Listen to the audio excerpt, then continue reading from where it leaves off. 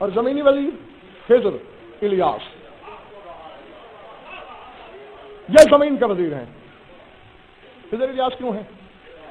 اور یہ چاروں کے چاروں، یعنی کم از کم 3 کی تو نبوت مسلم ہے۔ ادریس، الیاس اور عیسیٰ، یہ صرف نبی نہیں، تینوں رسول ہیں۔ قرآن پڑھ لینا جی۔ ان دونوں کو اللہ نے بتایا، الیاس اور خضر کو، کہ آخر میں جو آخری زمانے میں نبی آئے گا وہ میرا حبیب ہوگا۔ میں نے 114 کتابیں تمام نبیوں پہ نازل کی ہیں، اور اس کی اکیلی کتاب میں 114 صورتیں ہوں گی۔ ایک صورت، چھوٹی صورت صحیفے کے بدلے میں، لمبی صورت کتاب کے بدلے میں، اور اس میں ایک ایسی صورت ہوگی کہ جس میں کائنات کی ساری کتابوں کے علم کا جوہر ہوگا، اور اس کا نام ہے سورہ فاتحہ۔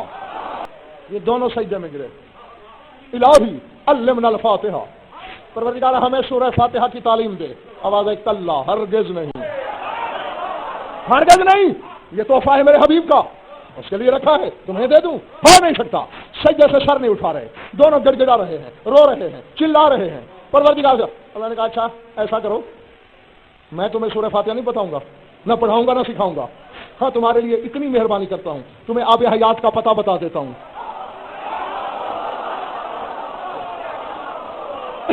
جا کے وہ پانی پی لو، قیامت تک مرو گے نہیں۔ بس جب میرے حبیب کا ظہور ہو جائے مدینے چلے جانا، محمد تمہیں پڑھا دے گا۔ اس وجہ سے صرف خضر نے نہیں، الیاس نے بھی آب حیات پی رکھا ہے۔ وہ لکیر کے فقیر سن رکھا ہے، وہ خضر نے پیا، جی دونوں نے پیا۔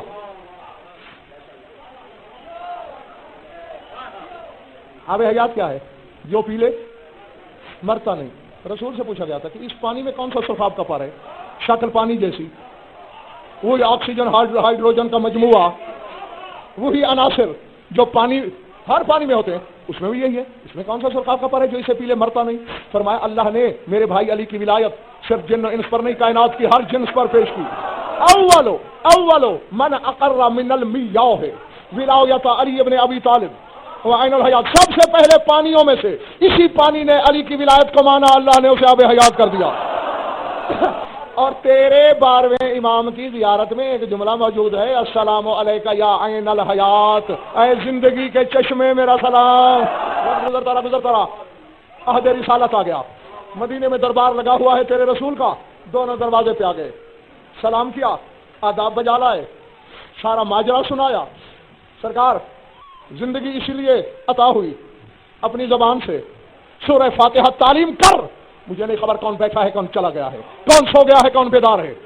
علمنا الفاتحہ، سرکار ہمیں سورہ فاتحہ پڑھا۔ رسول نے دائیں بائیں دیکھ کر کہا اینا اینا علی، کہاں ہے علی؟ ہاں نا یا رسول اللہ، سرکار میں ادھر ہوں، علمہم الفاتحہ، ارے تیرا حق بنتا ہے تو پڑھا ان دونوں کو۔